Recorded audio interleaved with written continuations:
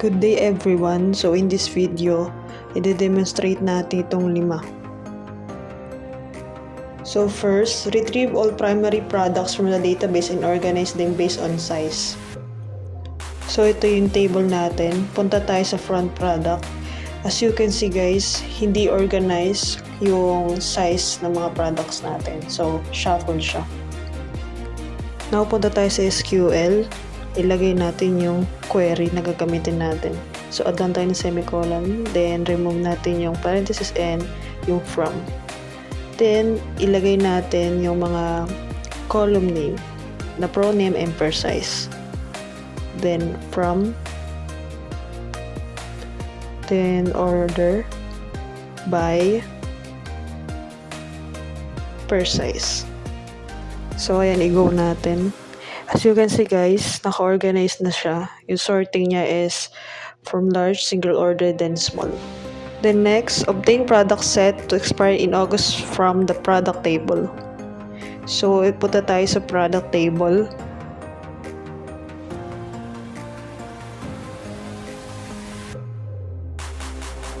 As you can see guys, yung expire date is magkakaiba sila. So, ayan yung ima-manipulate natin or babaguhin natin. Then, punta tayo sa SQL. I-remove lang natin yung 1 sa huli.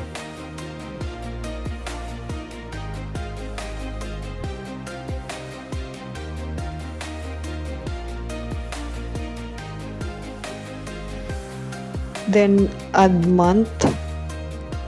Then, open and close parenthesis. Sa loob nun, ilagay natin yung column na P, expire date. Then, lagyan natin ng equals to 8, then semicolon sa huli. Then, go. So, as you can see guys, lahat ng month is na-change na siya into 8. Third, calculate the total sales from the product card table, including product name, size, and quantity.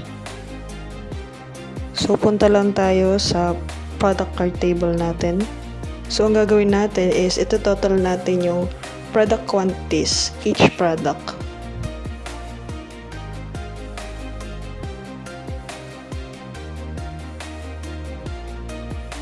So, punta tayo sa SQL.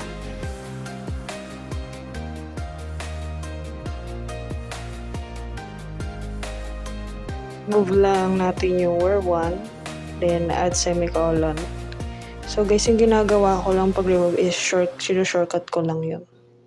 Para hindi na tayo mag-add. So, yan. I-add na natin yung mga column names. So, product name, size, product quantities.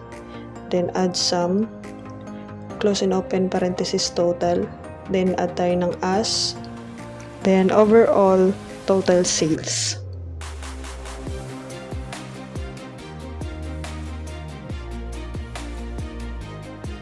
Then, lagay tayo ng from.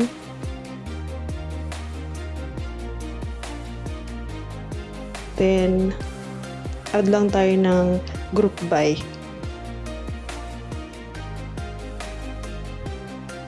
Group by product name.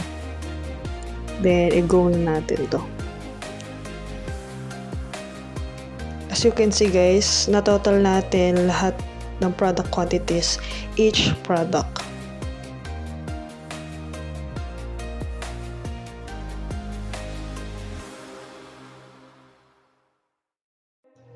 So the fourth one, retrieve all records from the sales table and group them by date. So punta tayo sa sales table. So ang gagawin natin dito is lahat ng product na magkakaparehas ang date is i-group natin. So punta tayo sa SQL, move natin tong parenthesis and from, then yung where 1. Then add semicolon sa huli. Then, mag-include tayo ng count sa unahan after select. Then, close and open parenthesis. Then, sa loob doon is ilalagay natin yung column na may pangalang S, ID. Then, after nun, kasunod is yung date uploaded. Then, lagyan natin yung from.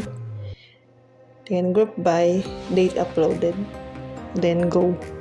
So, yung purpose ng count dun sa SID na column is para ma-determine natin kung ilang product yung in-upload dun sa specific date na nakalagay.